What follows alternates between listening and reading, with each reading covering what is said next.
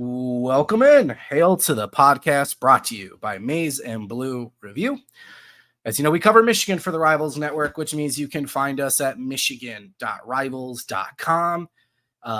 Been kind of a roller coaster summer with Michigan football. It's been kind of a lull. It's about to pick up big time. The barbecue at the Big House, massive recruiting event, possibly a rocket ship for the short and long term success, I guess, of the Sherrone Moore era at Michigan. This will be the last barbecue at the Big House to occur in July with the new dead period rules taking off. So we're going to go through, we are not going name by name. That would be insane. There are 4 dozen names I think we're up to now that this is going to be huge. But there are some big targets for 25, the dynamite starter for 26, a few kids in that class, and even a 2028 quarterback. My God, we're old. And we'll obviously be taking some questions for those of you joining us live. So make sure you're in the comment section having conversation and asking questions. We'll be sure to pull up everything we can. So obviously can't do this without our Intel insider and publisher, Mr. Maize and Blue Review himself, Mr. Josh Henschke. Sir, the beard continuing to look good. I'm a fan. Keep it going. How you doing? Yeah. I'll try my best. You know, it's you don't have the patchy problems I do. You look good, man. It's funny. I did a long time, like not a long time ago, but when I hit like 25, I could start to grow a beard all of a sudden. It was really weird. Yeah. I couldn't grow anything, when I was younger, but when I hit like mid 20s and onward, now I'm in my mid 30s, that I can actually grow a beard now. So go figure. I could do sideburns and like the chops pretty early on. I mean, as you can see, like my facial hair goes like all the way up here. Yeah. I still don't like fully connect in the goatee area here. And yeah, it's weird. It's weird how that works, but hey, I'll take it. All right. We're early today. We actually got here before kickoff. Oh yeah. Right at 7. Let's go. Yeah. That is not normal. Go us. Longest beard contest, Derek says. I've never seen you go. I've had mine get there. I've been thinking about whether I want to let it go or not, but I don't know. I don't think I could do it personally. It kind of gets annoying. Yeah. All right. When did you guys start calling the rival? Oh, you must be new, Adam. So the Monday after the Michigan State game, Josh Henschke officially took over the rival site and launched Maize and Blue Review. So Michigan, was, 3 years ago now? Yeah. So we like to say, thanks to Josh, Michigan's only loss since he's taken over was the playoff game against TCU. That's true. 3 Big Ten championships, a national championship. They had Georgia too. They had that Georgia Bowl. Oh, but both playoff losses. I mean, 2021. Duh. Yeah. Yeah. I'll take. Yeah. No regular season losses under Josh Henschke's leadership. Yeah. There you go. Don't ask me about basketball though. That two coaches. Hey, we are excited about Dusty May. Yeah. There you go. Yeah. Anyway. All right. Busy show. Josh, do your thing. Let everyone know about our good friend Wes, and then we are going to jump right into this. Yep, absolutely. As always, just want to shout out our friends West at My Perfect Franchise, day one supporters of the podcast, the website, everything.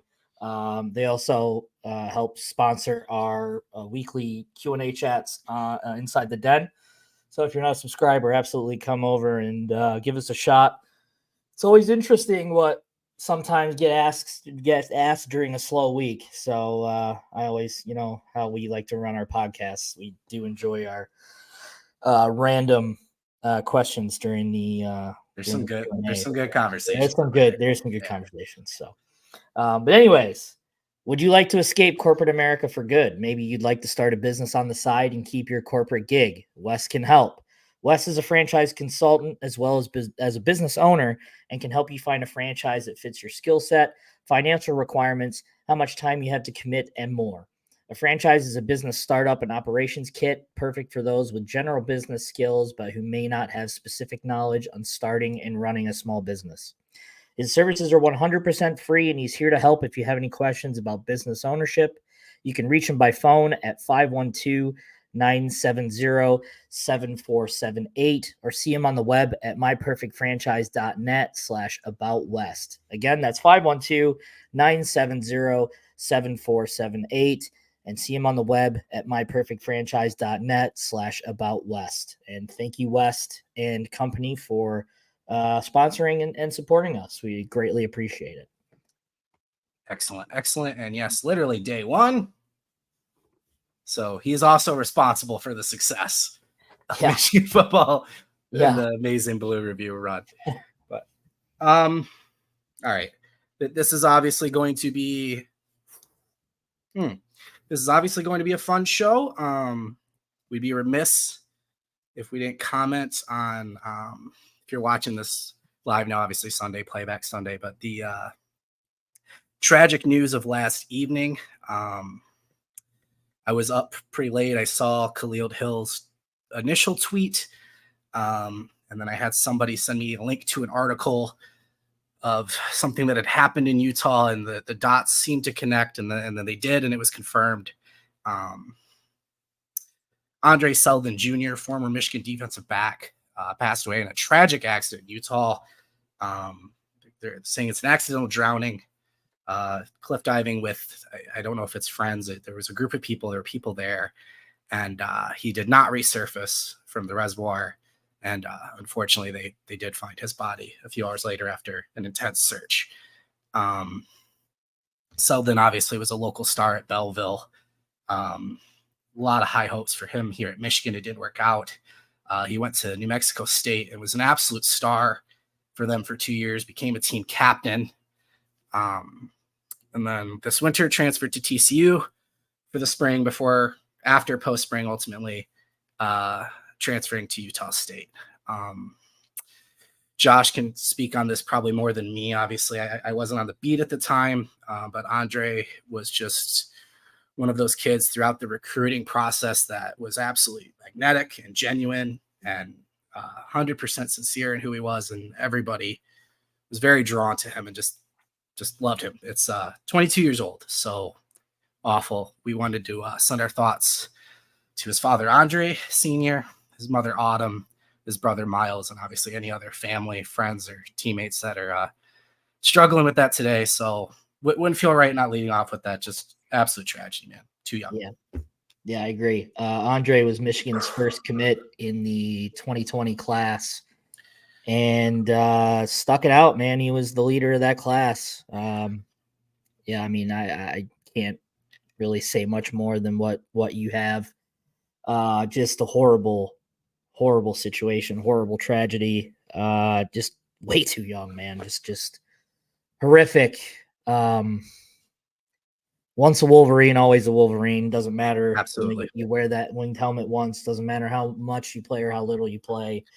You suit up for Michigan, you're always going to be a Wolverine. So, I mean, there's just, what can you say, other than just, thoughts are with the family and, just horrific accident and tragedy. It's terrible, terrible stuff. You just hate reading it, hate seeing it.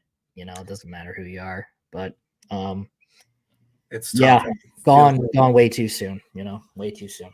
It feels like these kind of things have been happening more, and maybe that's just the social media age. I don't know. It feels like it's been happening more, and it's obviously harder when it's close to home, if you will. I haven't seen much in terms of, wishes of the family or things that, that can be done in his honor, if you will. If I see any of that, or either of us will be sure to make sure we get that on social media, get it on Amazing Blue Review, so you guys are aware. But all right, look, there's no easy way to transition. This is a show about Michigan football and recruiting, and that's what we're gonna do. So let's get into it. All right, before we get into this really long list of players that will be coming to the barbecue at the Big House, I think we kind of need to lead with two guys that won't be, and I think confidence levels or just thoughts in general about these two are going to vary. But first off, DJ Sanders, defensive tackle from Texas. I believe we just talked about him on the last show. Am I wrong? Yeah, we did. We did. Okay. We So did, yeah. I don't think there's a lot of, make sure, do I have that up right? There he is. I don't think there's a lot of confusion on where things stand here. It's going to be tough to get him out of the state of Texas. Texas, especially, I know the future cast up there showing A&M. I know Texas specifically is pushing very, very hard for him. Yep. Obviously want him to commit as soon as possible. Feel like they'll have that wrapped up. I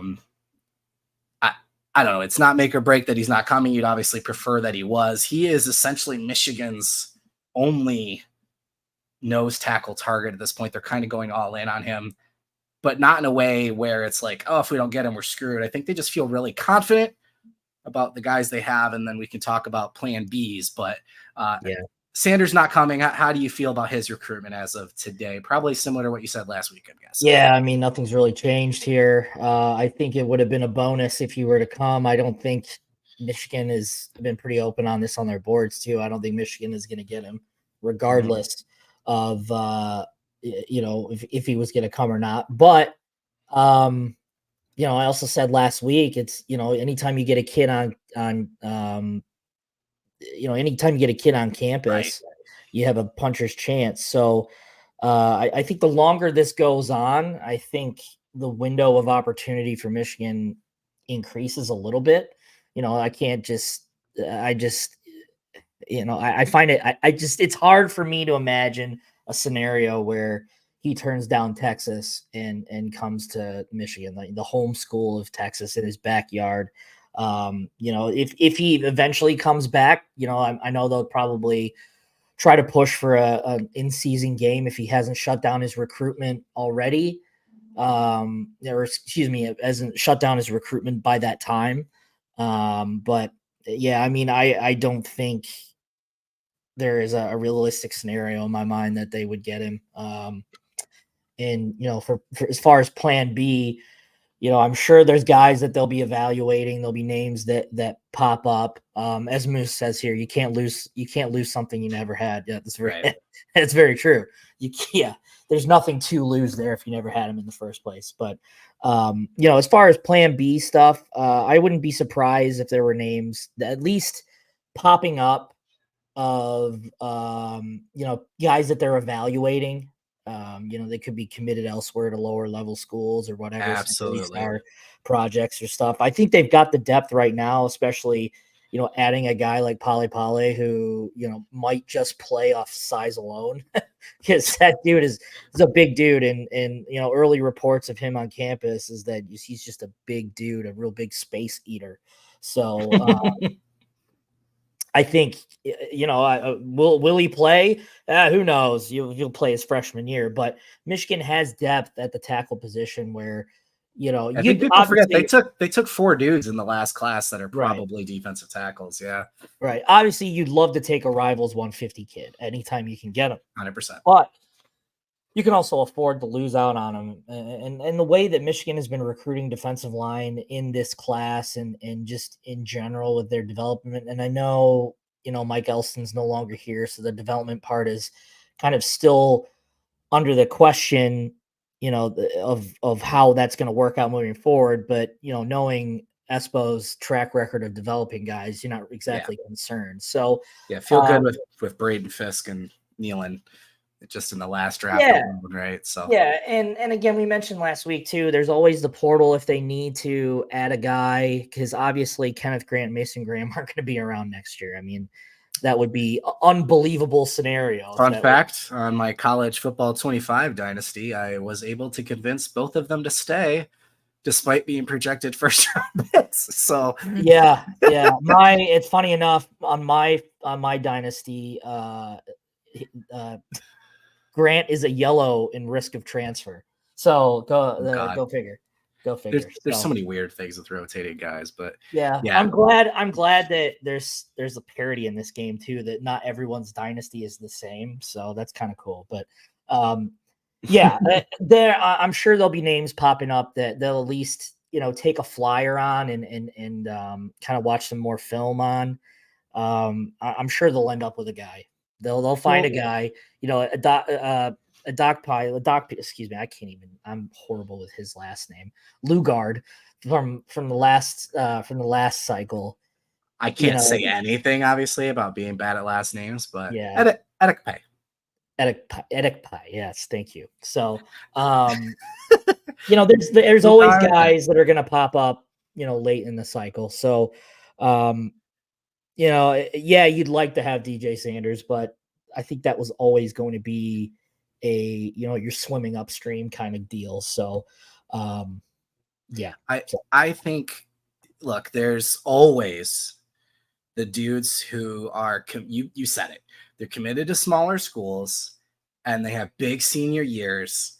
And no matter how committed they are to that smaller school, you're Michigan. Yeah. And when they come calling, they're going to listen to you. Yep. Right. Mason Graham, not a fair comparison with the COVID stuff and everything, but that's a former Boise State commit. Right.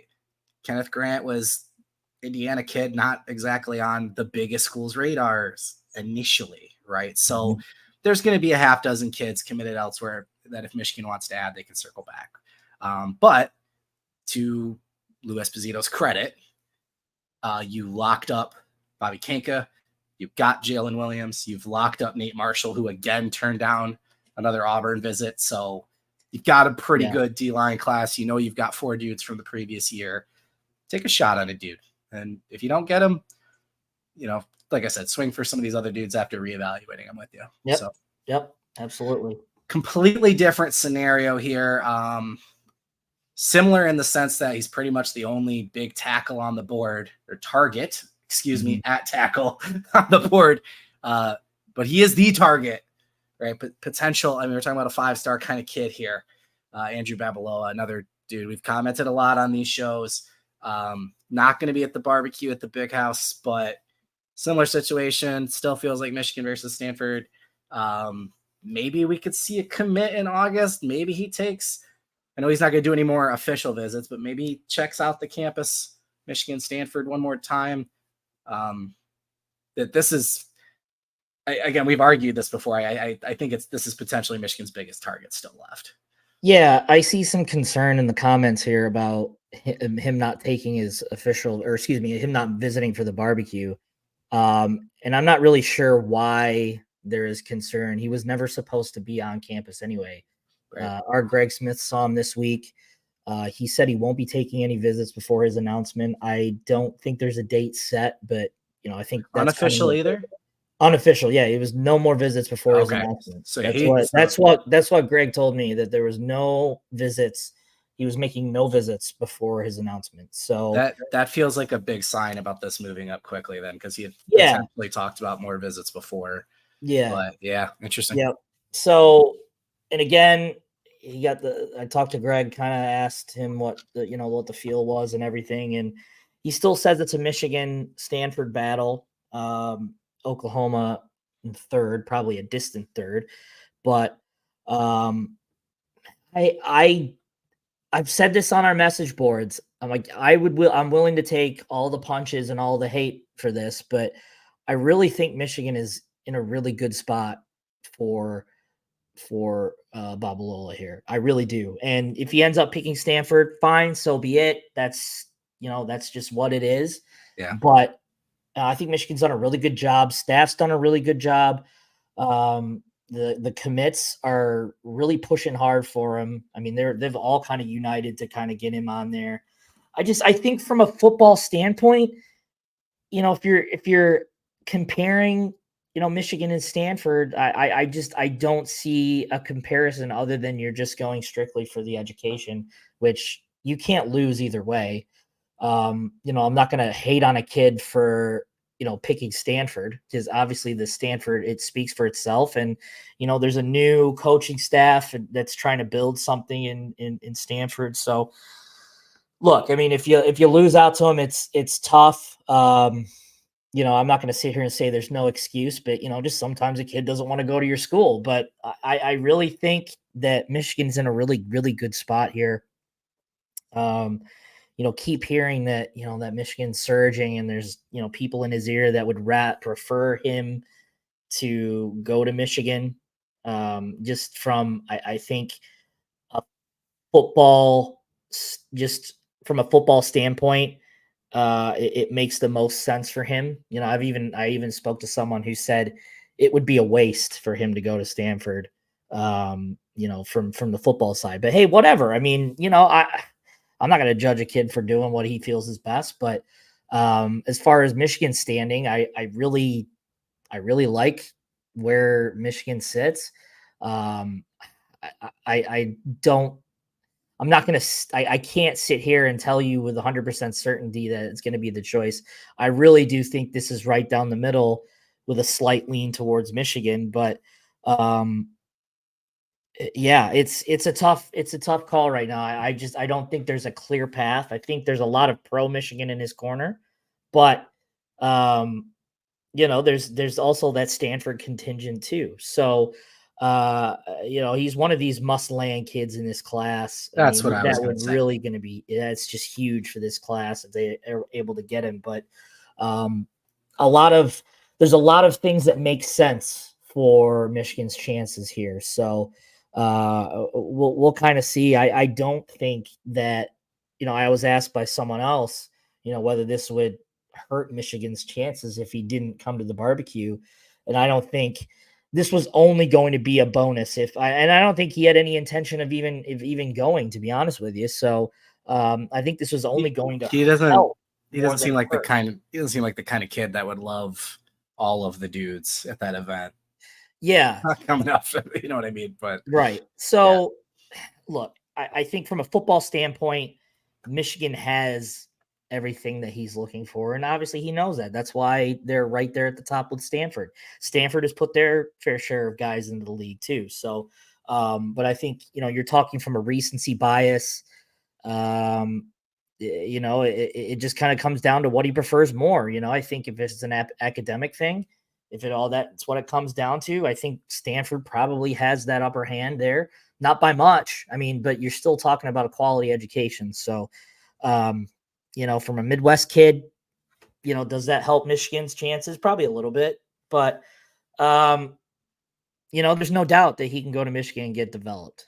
You know, and there's no doubt he'd probably he'd play early with Stanford for sure. So, you know, we'll see. Yeah, I think I've heard this from multiple people that he does a really good job of playing things close, and he did exactly that when Greg went to see him last week. So, a lot of it is kind of the good vibes as a lot of it for people that who are around him and not necessarily from him. So, yeah. um, yeah, it's gonna be you know, it's gonna be an up to the minute thing when there's you know, an announcement, an official announcement date, you know, out there. I think it's gonna be a, you know, up to the day thing of where this one is headed. But you know, Stanford very much had the momentum at one point. I think Michigan did a really good job of getting that back. So now it's kind of, can they hold on and take this you know, take this thing and get it over the finish line. We'll see. I don't think there's a clear sign of which way this one's headed just yet. But I think if you're Michigan and you're a Michigan fan, I think you feel good of what they've been able to do in terms of recruit him and show him, you know, what he can be if he ends up going to Ann Arbor. I, I'll be a little bit. I don't know if harsher is the right word. But I think this is a recruitment Michigan has to win. I don't disagree. I don't disagree. I think losing Will Black was a big deal. I don't think losing Watts is a big of a deal because you have Avery Gatch.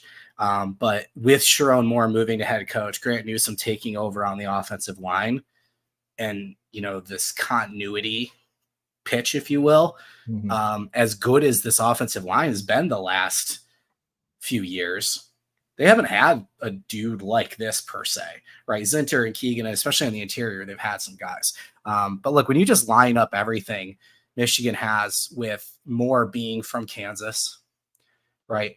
Babalola originally from Detroit area, has family in the Michigan area, right? You have Miles Hinton, a former 5-star offensive tackle who went to Stanford and then transferred to Michigan, right? You have the pieces. it kind of reminds me of Gatlin Bear. Mhm. Obviously, the coaching changed everything in that recruitment. But every time we talked about him, I'm like, Michigan has blank, blank, blank, blank, blank, right? Obviously, Ben Herbert and things left, and that changed. But it feels that way where it's like, look, I wouldn't fault the kid for leaving, but I think Michigan needs to win this recruitment. Just, I think from I'm everything not going that to freak out if they don't, but like, everything that Grant Michigan Newsom's got to prove offers, something here. yeah, everything that Michigan offers is what he's looking for. So I don't think Michigan can. I don't think anyone can look at this at the end of the day and say, "Hey, Michigan didn't do this or didn't do enough All right. to get, to get this done." It's just, he didn't pick, didn't pick Michigan. So we'll see. I again, as I said, I still think I do not. Oh yeah, we can't forget Andrew Sprague at all. I don't. I'm so excited about him. Right. I just think the more talented tackles that you can stockpile, the better, because we addressed this in the show last week. Those don't grow on trees in the transfer portal. Right. You can't get a quality starter out of the portal. It's extremely rare. Rest like a center or guard is probably more durable, but if you're a tackle, you're at a premium, and those programs make sure you don't leave because they are at a premium. So that's the one position where I can't just justify it and say, oh yeah, they can go in the portal if they need to. It's extremely rare. You're going to be in a dog fight for a guy in the portal if you're a talented tackle. They would have this year if it was that easy, probably. So, not a shot at Miles. They got guys. They got guys on. Right. They got I'm guys just saying if that type of caliber left tackle had been out there this year, they would have gone after him hard. Right. So, yeah, absolutely. All right. So a lot of commits will be in the house. Let me run down this list real quick, and then we'll get into the non-commit big targets of the 25 class. Carter Smith, who has been a lead recruiter of sorts since he got into this class. Quarterback, obviously, will be in attendance. Both tight ends, fan favorite Eli Owens, recent commit Andrew Olash. That's your future Bredesen Loveland combo, if you will. Julius Holly back on campus, first time since committing. Kid from Georgia. Some talk about how hard Georgia pushed, whatever. That was a surprise addition. I didn't mention him earlier when I was talking about the defensive line recruits. That's another one. Bobby Kanka coming back. We've talked about him. Kainoa Winston, awesome safety, now pairing with, is it Ivan or Vaughn? I keep doing it's Ivan, right? Yeah. Ivan Taylor. I want to call him Avon so bad. And then Jasper Parker, shocker, shooting up recruiting rankings since his commitment to Michigan. Right. And then linebacker Chase Taylor. So we've got 3 big targets in the 25 class for sure. 2 wide receivers we'll get to in a second. And then listed as athlete here. But this is the kind of similar to DJ Sanders, the big corner on the board from Texas that they're going after. And then plan B is if it doesn't work out. But he will be on campus for the barbecue at the big house. Yep, this one's a big one, getting him up back on campus. Jaden Sanders has been taking an official visit a few weeks ago, and really enjoyed his time. Really appreciated spending time with Sherrone more. Imagine we'll do so again this week. I think this one is a Oklahoma State Michigan battle. Depending on who you talk to, it's either one or the other right now that's been at the front. I know one person I talked to close to him thinks it's Oklahoma State. I know Michigan feels good about being able to get him. And it's kind of one of those things where, it could be Oklahoma State heading into this visit. But, once this visit wraps up, you start to hear some good vibes about Michigan. So I'm kind of hesitant of saying, where this one's headed right now, because obviously he hasn't taken his visit yet. The big thing for Sanders here is that this is his final visit before making his decision in August. So that's a big deal on Michigan's behalf. And obviously they want to, put in some good stuff there. So, yeah, I mean, I can't, other than what we said last week, I can't really add a whole lot more until we can, get some returns on Sure. what we're hearing on this visit. But yeah, being able to being able to get him on campus, especially when you're fighting with another program that's more local than Michigan is a big deal. And obviously getting him for the last visit before his decision is a big deal, because you've got that recency bias when it comes down to it. So would I be surprised if there's start to be some Michigan buzz coming out of that weekend with him? No, I wouldn't be surprised. I think there's reasons for both Oklahoma State and Michigan to feel good about where they are. I think there is an opportunity and to sell Sanders on being the premier cornerback of this class, because obviously Michigan doesn't have one committed right now. So he could be the guy for them. So there's some things working in Michigan's favor here too. So, I'm not trying to sell an all hope is lost type of deal, but I do think Oklahoma State's a legitimate threat. But I think this is a situation where Michigan can get this one over the finish line, after the weekend. So we'll kind of see where this one's headed. But as I said, the last visit before an announcement is big or no matter who you are. I mean, sometimes it works out, sometimes it doesn't. In this case, I think there's a better chance that it does work out than it doesn't. So, good news for Michigan all around for sure. It's a spot. Look, Lamar Morgan obviously did a lot of work in the transfer portal this offseason.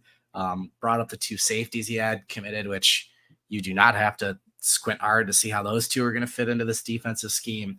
I'm surprised corner hasn't been a hotter spot given Will Johnson's imminent departure and, Jair Hill likely back. He's really the only, and after him, you've got Josiah Edmond, you added late last year, Jeremiah Lowe, but there's a huge opening for a kid to come in and be an absolute stud. Right. So, similar, I'm not concerned if they have to circle back for some other guys, but obviously you had Chris Ewald and you lose him. And to go to Miami, I stopped paying attention when that. Yeah, he went to Miami. That's what I figured. Yeah, I stopped paying attention when that became clear what was happening there. But it's funny that's what that class started with was this elite quarter, and that was the foundation. Yeah. And now it's like the one spot you're kind of scrambling for. So, but anyway, we'll see. All right. We've talked about him, and now we're getting close here to, on the flip side of it, Ron Bellamy and what he's been doing with wide receiver recruiting. Andrew Marsh, I have him pulled up now, and I've got Jerome Miles as well, both on campus barbecue at the Big House. Marsh, how many times he's been to Ann Arbor, I've lost track. Yeah. Another Texas kid. Michigan's been making moves in that area. I hate to overhype these, but just when you watch the tape, when you kind of talk about relative rankings, I think we're down on Miles for some reason. But this is DPJ and Nico. I mean, that's what we're talking about here. These kind of all around talented wide receivers, top 50 in the country, wanted by Texas and USC and LSU and the schools. If you're gonna Moose, if you're gonna talk about rivals, like we work for rivals, we are paid by rivals. So if you're gonna sit here and talk trash about rivals, you can kindly depart the chat. That's why we're using rivals. So if it's in our name. So if you're gonna sit there and do that, kindly either don't or leave. Thank you. Anyway, sorry. Go ahead. It's good. The recruiting combos makes me laugh because every site's got dudes they're high or low on, but whatever. So Marsh, obviously we've been talking about for a little bit, feeling like a good Michigan lean. Is he somebody like this is putting a bow on it kind of vibe, getting him on campus? I mean, you look at the timeline. Michigan visit twice in June. Now you're talking about another visit late July.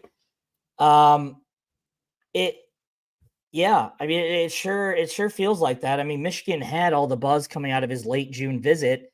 Now you're talking late July. I mean, and he hasn't taken any. Obviously, he hasn't taken any other visit because we're in the middle of a dead period. But um, I think if this doesn't kind of put a bow on things, what will at this point? You know what I mean? It's just kind of uh, it's we're at a point where he's probably closer than not than making a decision. So, um, yeah, I mean, again, Michigan's in a great. I feel really good about where Michigan sits. Obviously, our future cast is in for him. Yep. So I don't know what else I can really add other than I mean, Michigan's just gonna either get the deal They're done or good. at least put them in a just a gulf between everyone else. Um, so yeah, I just think I think this Michigan's in a great spot for him. There's it's just going to add to what was a really really strong cycle for Ron Bellamy. Clearly his best as a coach. I mean, he hasn't had very many cycles to begin with, but you know, uh, you're talking about the last couple under Jim Harbaugh, and then the first year under Sherrone Moore. You have this absolute heater of a, heater of a class. Man, it's like, geez. I mean, you're off to a great start here. So, yeah, The, I think, the tough thing for him has been the lack of pan out from who he has had. Right. right. We called the one class that the freak, we had the freak shows with Clemens and Morris and Walker. And obviously Morris is expected to have a huge role this year. He made plays, including in the Rose Bowl against Alabama last year, but we haven't seen, a huge year out of him yet going into third year. Obviously Clemens never made an impact, no longer here. And then Walker moved to DB, transferred to Ole Miss, back now, and they're going to give him a look of sorts, possibly as an X receiver. Again, what his full role is going to be is very interesting going into fall camp. And then last year, you have Morgan, you feel good about Moore, similar situation, hoping he takes a step up. You lose Carmelo English, right? So it's just been kind of an interesting thing with wide receiver. And then with how Michigan's been playing football, they've missed on a lot of wide receiver recruitments. And there's kind of been this question of, man, how can they recruit this position with the way they play? Same thing with quarterback, right? What are they going to do? And I think getting Carter Smith, right? Getting Brady Hart, which again, just best Michigan name ever. Right. That there's no way that hasn't been a factor in at least peaking or helping maintain interest, I would say, with wide receivers. Miles, I have him up. I mean, again, 6'3", 220 pounds is ridiculous already. I think somebody posted he's arguably faster than Phillip Wright. His huddle tape is just ridiculous. Yeah. A lot of talk about him staying home at Utah. Obviously, former Ole Miss commit. To Texas A&M, I think, is the other school of interest right now. He's arguably starting his entire process over potentially, but Yeah. he's been to Utah already. He's been to Texas A&M, comes up from Michigan. It'll be interesting to hear what's said either from him or about him coming out of the barbecue for sure. Yeah, I agree. I think, again, it's kind of like what DJ Sanders was. If you're able to get him on campus, you have a shot. So I think Michigan has a shot here. I mean, I think they can kind of sell him on some playing time too. Adding just a bunch of playing with a bunch of playmakers that they have in the class. I mean, I think they have space, obviously. So, yeah, I think in-state Utah is going to be tough to beat, for a lot of reasons, obviously. But yeah, I mean, landing both Miles and Marsh would be just absolutely huge in terms of, not just the narrative of wide receiver recruiting, but what you can do as an offense. If you're Michigan, you can kind of be multifaceted. If you're gonna say you want to throw the ball more, and you go get these dudes, prove it. Yeah, exactly. Exactly right. Yeah, Do exactly it. right. You got to show it. Yeah. You got to show it. So I don't think that means Michigan has to get away from their bread and butter, what makes them good. But we know in 21, in 22, and in 23, Michigan took well-timed deep shots. right. It was the lack of execution on those plays. Yeah. Right? We're not saying they're going to come out and chuck the ball over the yard or anything, but being more explosive has been an identified goal of this team exclusively, especially whatever word I'm looking for, going back to last year. So, right. Yeah. So we'll kind of see, there's again, puncher's chance. We'll see what happens. Again, we'll have kind of more where as things kind of develop after the visit. So, but Utah's going to be tough, but Michigan has a shot. I can't just completely write them off. I'm still torn on the Utah thing. I told you that. Just because it would seem so odd to me to have this draw back home and then go to Ole Miss and then decommit and then end up, I don't know. I guess it wouldn't be shy. I think they have a well-established offensive coordinator in Andy Ludwig. Mm-hmm. And they've had some talent come out of there, and he's got, I believe it's a freshman receiver that he's really close with that had a big year, something along those lines. I'm digging through my brain trying to remember the facts, but I feel like there's some sort of connection like that might have his interest. Mm-hmm. So I think the program being home has made it easy for him to communicate. But I think if he picked him, it would be a draw to what they're pitching more so than just staying home. I don't know that I got to be in Utah kind of thing. I don't get that vibe, but sure. And I just don't like when Texas A&M is involved. That always makes me nervous personally, but yeah. What can you do? Yeah, for sure. All right. Let's get into a couple 26 kids and then we can kind of wrap this up. Again, most of next week, I'm guessing we'll probably do a Monday show instead of Sunday just because it's going to take a while for some of the info to come out. But obviously, post-visit is going to be a huge deal. You've already been kind of stressing this on the board. And for those of you, again, subscribers, rivals.com, michigan.rivals.com, we have it bolded right now. Josh has been updating the visit list for the last few weeks. Everybody's on there. This is about 2026 more than 2025, arguably. Right. There's some big targets in the 25 class we've talked about. I'm not even going to sit here and count, but this is 25 kids from the 26 class. I mean, across the board, we're offensive linemen, wide receivers, running backs. Obviously, I mentioned Brady Hart, the quarterback, who immediately became a recruiter for the 26 class will be there. I think that's a big deal, having both him and Carter. And then even 27, people should be familiar. Well, people on social media active. Trey Taylor's a name they've probably heard quite a bit from the 27 class. And then it was a young dude. He's already getting, how do you pronounce his last name? Donald again? Sorry. The quarterback. Tabron. I think it is Tabron. The Dante Moore, Bryce Underwood, just a kid from Detroit, already. That kid's going to be good. He's like 13, but the kid's going to be good. It's unreal that the hype that kid's getting already. I don't mean unreal in a bad way. Just that another elite quarterback in your backyard be interested. 28, that's a long way away. But two running backs I wanted to talk about, and then we could bring up another Cass Tech, Sadler, and kind of put a bow on it. But a name I feel like we've been hearing like literally since Alfred was hired. Is Savion Hyder, somebody that Alfred touched base with right away, and obviously interested in Michigan. With Alfred coming here, has been there. He is our number one running back in the 2026 class. Kid from Virginia. Michigan's done well with running backs from that region. You might remember. So we haven't talked about him much, but this is kind of, again, a lot of pressure was put on Alfred when he got here to put together a really good class. And there were some misses like initially. And then it's like, hey, Parker's a really great addition. Again, he rose up rankings almost immediately.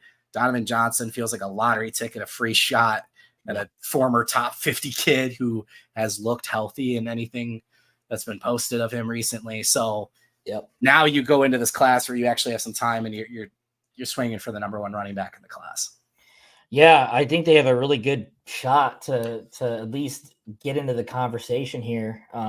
He took a multi-day visit earlier in the summer, and I think this visit is going to be another multi-day visit one too. Has a really good relationship with Alford. That's going to be key in this one moving forward. I mean, to get in on these 26 kids that, I think Michigan obviously needed to kind of really dig into 25 and because that's obviously the current need is to get these 25 kids in. But now that Michigan's really done a good job with recruiting in 25 with running back, you got Jasper Parker, who's proving to be a lot better than people initially thought he would be. Donovan Johnson, I predict, is going to be getting a lot of headlines because once he's healthy. Now you can kind of if he shows out on the field, it's going to be right if he shows out. Yeah. I mean, and IMG kid, you got great competition you can play against. So now you can kind of swing for the fences here, and Hyder is another one of those guys that is receptive. So I think this upcoming visit here is going to be gigantic for Michigan to get some early momentum. Obviously, a long way to go for this one, but Michigan really has a shot here to kind of really establish itself in the race. And my full expectations, coming out of next week is that they're going to do just that. He's just he's a different kid. And I don't mean that in a bad way. I've talked to him a couple times before, and you don't get that 5-star vibe from a kid. Because like when you talk to a 5-star kid, you're talking to a 5-star kid just by like the aura the kid gives off. This kid just is a little different to me. Well, he talks to people like you almost every day, right? So right. Yeah, he talks to me. That's why he's a different kid. he talks to me. He's a good kid. He's a great kid. And it just doesn't give the sense that he's just some guy that literally every school in the country wants. He's just a low ego kid that, is just looking for the best fit for him. So, and Michigan ticks a lot of his boxes that he's looking for. So we'll kind of, obviously, again, a long way to go. I would be stunned in a good way if there was any, big time commits coming out of this weekend. I think Michigan can put themselves in an excellent position moving forward. But to get a number 24, 25 kid in the country in a multi-day visit, you must be doing something right. And, the fact that Michigan is going to put themselves in a really good position here kind of makes you feel good about it. Sorry, I was getting frustrated because Twitter, X, whatever the hell, they changed their search to instead of just like a standard search doing AI, whatever. So like I'm literally just trying to find a tweet with very specific words in it, and I can't because they changed it. Don't even bother searching. Oh my God. All right. I don't want to say it's early, so it'd be stupid to say this either way. And they're both visiting for the barbecue, so I can't imagine it's an either or with Hyder and Javion Osborne.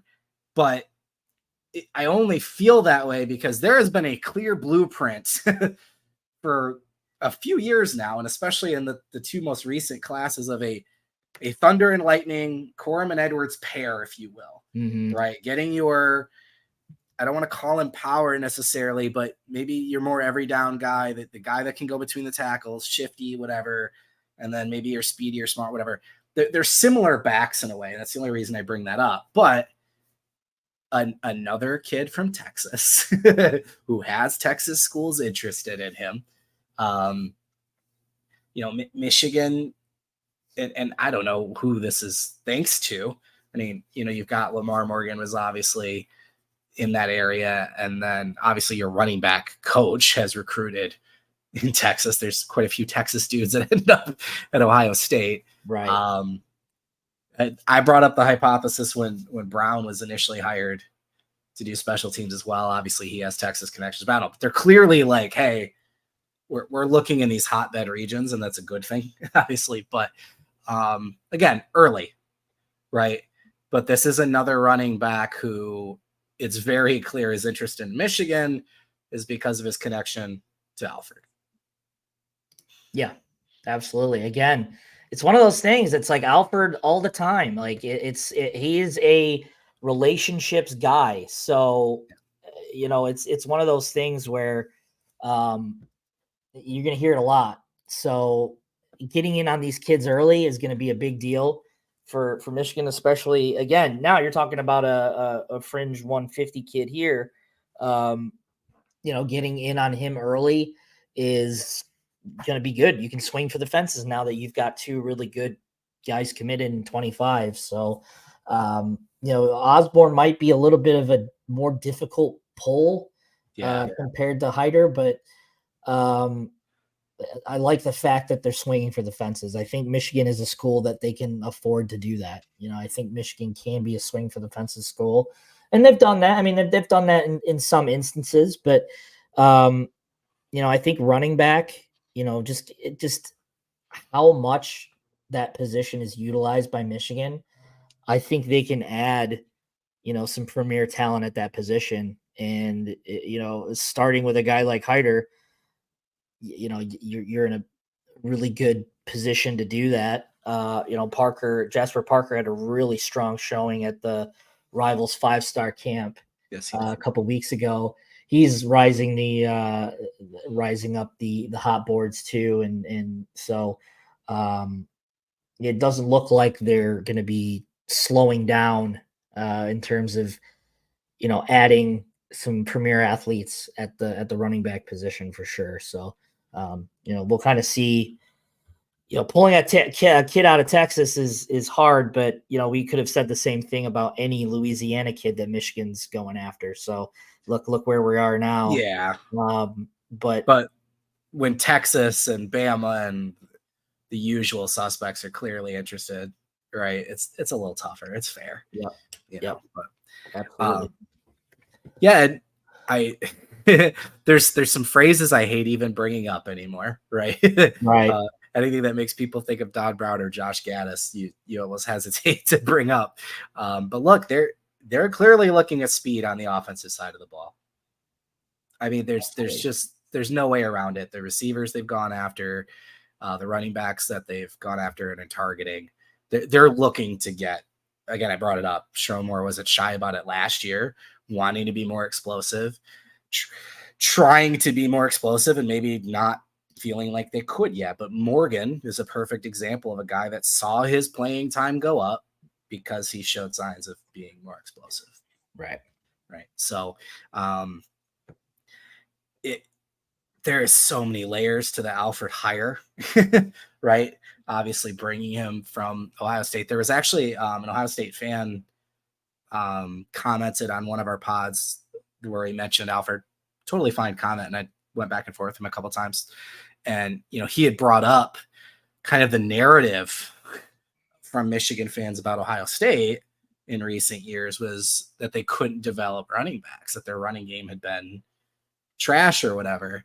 Mm-hmm. And, now we've hired Alfred and we're excited about it. And I said, well, I think what we're going to find out is the hypothesis, if you will, was it that Ryan Day didn't utilize the running backs or the running game enough, right? We saw in 21 after the third down stop by Ross, they completely went away from the running game.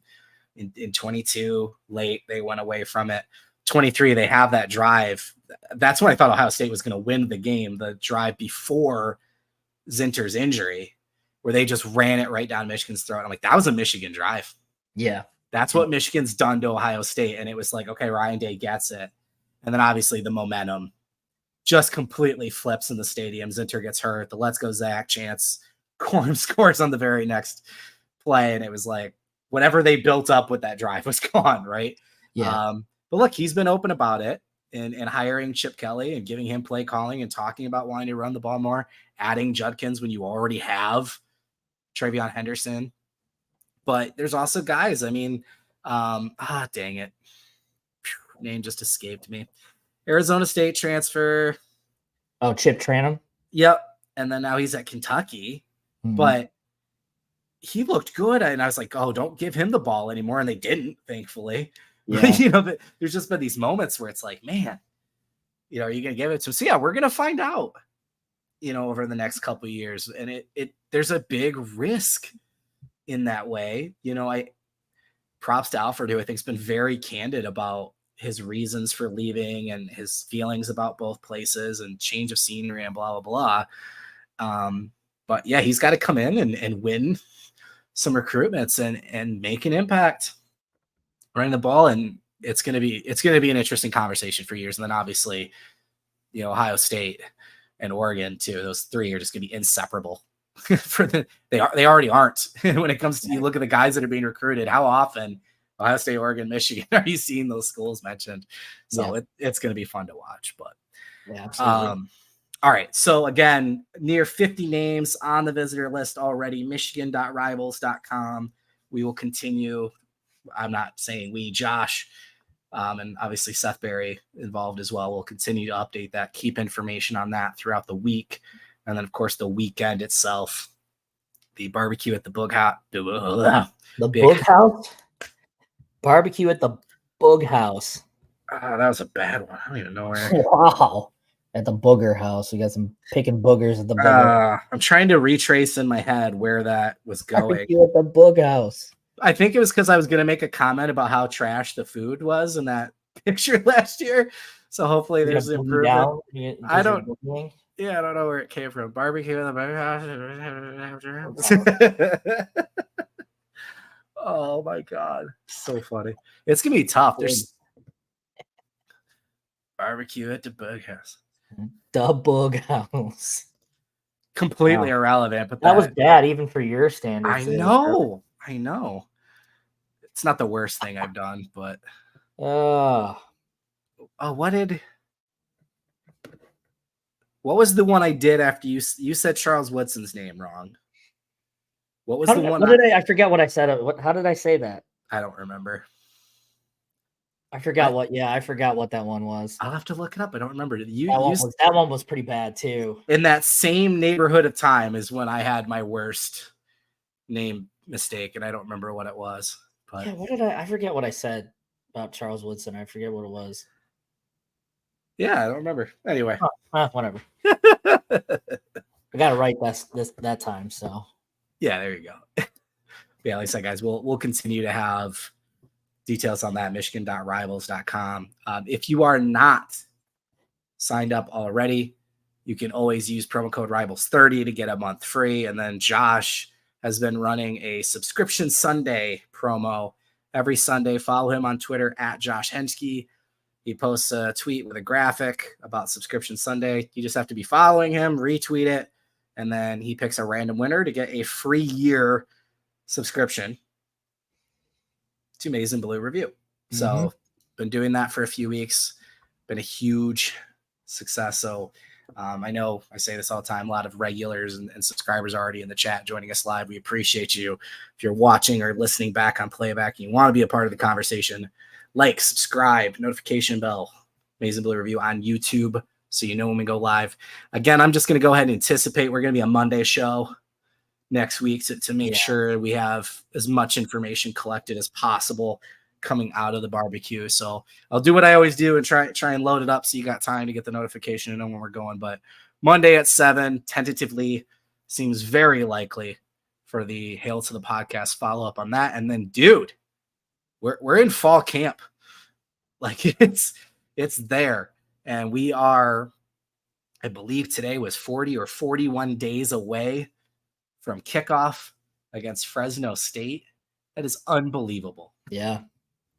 Unbelievable. And then, hey, we can talk about quarterback at length for the next month. Yep.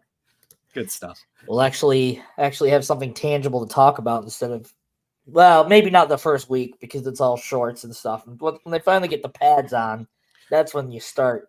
That's when you start talking about the good stuff. Look at you assuming I'm not going to overreact. I am an to clips of them in shorts.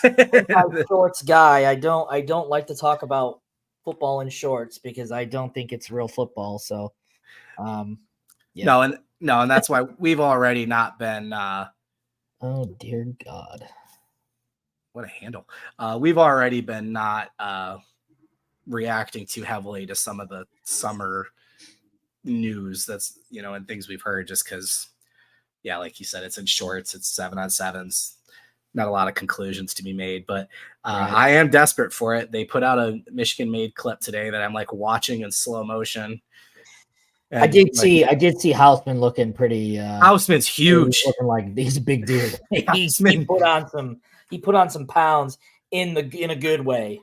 In a good way. 'Cause that dude looks yeah, huge. jacked. Absolutely. Yeah. I'll meet him too.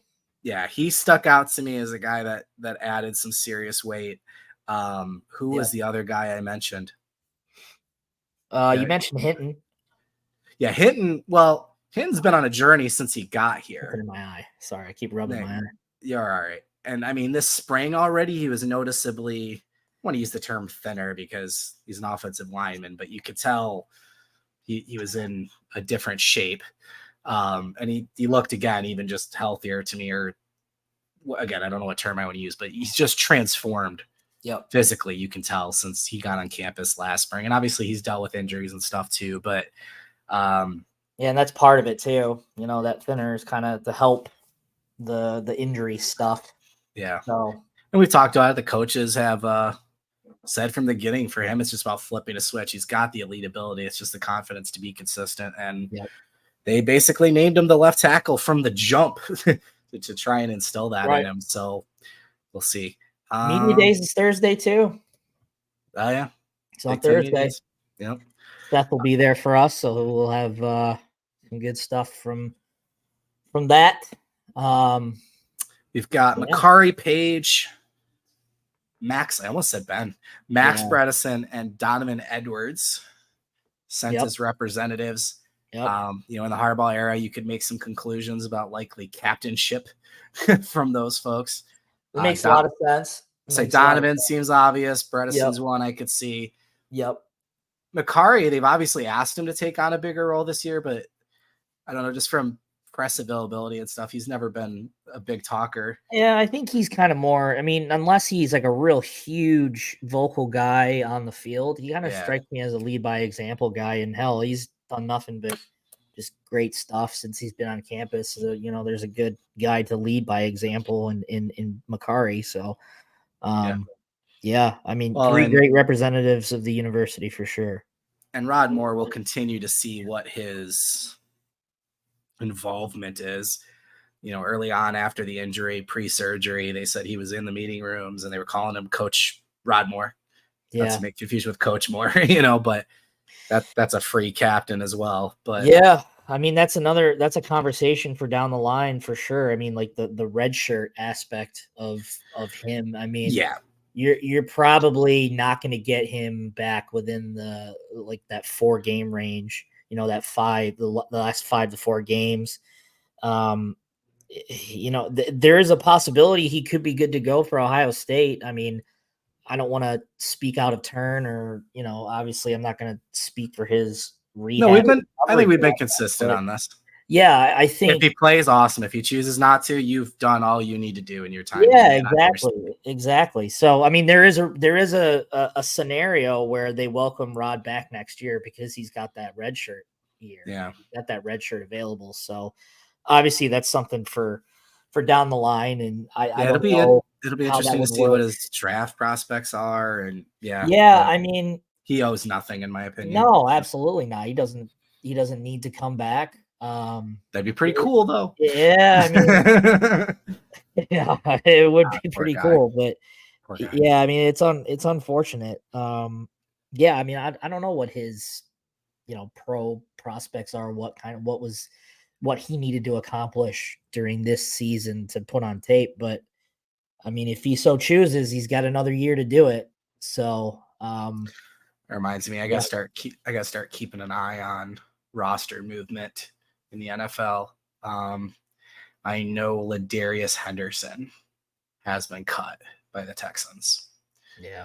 So he's the first Michigan player. And then obviously Trent Jones, I'm just saying both now, retired not long after joining the Packers. So, but anyway, all right. So yeah, we always find a way to go on a tangent before we sign off, which I don't mind. It's fun. This was an on topic tangent though. This wasn't some random thing that we went off onto. So it was actually on topic. Sorry, I'm like rubbing my eyes this whole last half. I don't know what's going on. You just reminded me that my 6-year-old has been all week going around the house going yeah, because of our Collective Soul reference on the last show. So yeah, we normally finish on some random BS. So if you want to talk about music, I might be going to see Limp Bizkit on Tuesday just for the people watching and laughs. But we'll see. The revitalization of the music I grew up with is I know, surprising but amazing. They were a laughing stock in the 90s. Now they're like, yeah. No. Late. Cool. No. Laughing stock. Dude, they were the shit in the 90s. Woodstock. To like other people, to like mainstream, they were the laughing stock. Yeah, I loved all that new metal garbage when I was a kid. Oh my god. It's really niche there. They were really nichey at the time. Yeah. Last week it was now it's had some bangers. No, it's just funny. Like they became memes and gags for most of the 2000s, and then now it's like them, Creed and Nickelback are like, getting their. I saw clips of a Creed concert. I'll never feel that way about Nickelback, but Creed, yes, absolutely. Yeah, good old butt rock. Yep. Trevor had Creed posters on his wall. I did not. I had their first album was really good, but and I love Mark Tremonti as a guitarist, but I don't know. I was never a big. I got the Human Clay album for Christmas. Yeah. I remember like getting the pre-order at Sam Goody so that on the Tuesday when that CD came out, I could go pick it up. But $3 Bill Y'all was their only good album. It is my favorite, but Significant Other was pretty good. And then it got crazy. You start naming albums. What? Chocolate water, hot dog, chocolate starfish, hot dog flavored water. There you go. Yeah. You start naming stuff like that, you're crazy. I saw Blink and Green Day Pop Is Dead tour. That was like 15 years ago, but that was fantastic. Blink next month, I think September. Whenever they're coming to Little Caesars. There it is, Steve. Appreciate it. Now we can sign off. Got our Circuit City reference. Circuit City alleged to go to Sam Goody. What I actually did. That's funny. I would walk home from school those days, and we would go by the mall. And I remember Deftones, White Pony. Me and my buddy rode our bikes to the mall. We each had our like portable Walkmans with our headphones. Picked up White Pony and listened to it as we rode our bikes home. Oh my God, I sound old. Okay. All right, Steve, appreciate you. Thank you for giving me the go ahead. Circuit City. Yes, I worked at Circuit City. Right to their demise.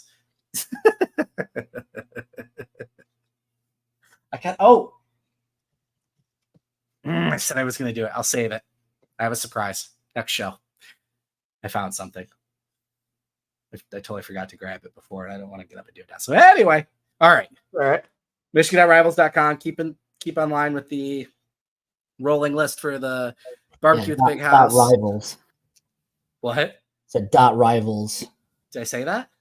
No, I did. Did I not say it? No, you did say that, but I'm just saying .rivals. You have been pissed since that happened. You have been absolutely pissed since that happened, and have not let it go. I could see it on your face. It is funny. Don't come in here talking nonsense because you will get called out. I think it was Nate Marshall when he committed. I tweeted something about Michigan getting the #1 defensive end, and all these people responding like, "Why are you lying?" And of course, why would you pick Rivals just because it was the top rated? Like even like Ohio State fans were like, "Bro, he works for them." You can make an argument about all these freaking networks. I mean, it's just ridiculous. What camps do you go to? Blah blah blah. People are different, and people have different opinions. Like, good grief. Anyway, sorry. It's just so stupid. I know, it's just funny. All right. Barbecue at the Big House rolling list, michigan.rivals.com. Subscription Sunday. Go to Josh Henschke's Twitter. It's true. Yeah, correct. Always. Yeah. Yeah. Whoever's got Michigan recruit hire. Well, at every site hates Michigan recruits. You know that Yeah. too, right? They always, all the conspiracies. I love that. Yeah. Okay. Subscription Sunday. Chance to win a free subscription on Josh Henschke's Twitter account. Rivals 30, free month promo. Monday at 7 next week. Barbecue at Big House recap. I think that's it. I think we feel good. All right. All right, guys. Thank you again so much for joining us. High viewership as always through this bullshit at the end. I don't know why you guys stick around. It means the world to me, though. Appreciate it. So, everyone have a good rest of their Sunday. We'll see you in a week. Thank you. Next time, hail to the podcast.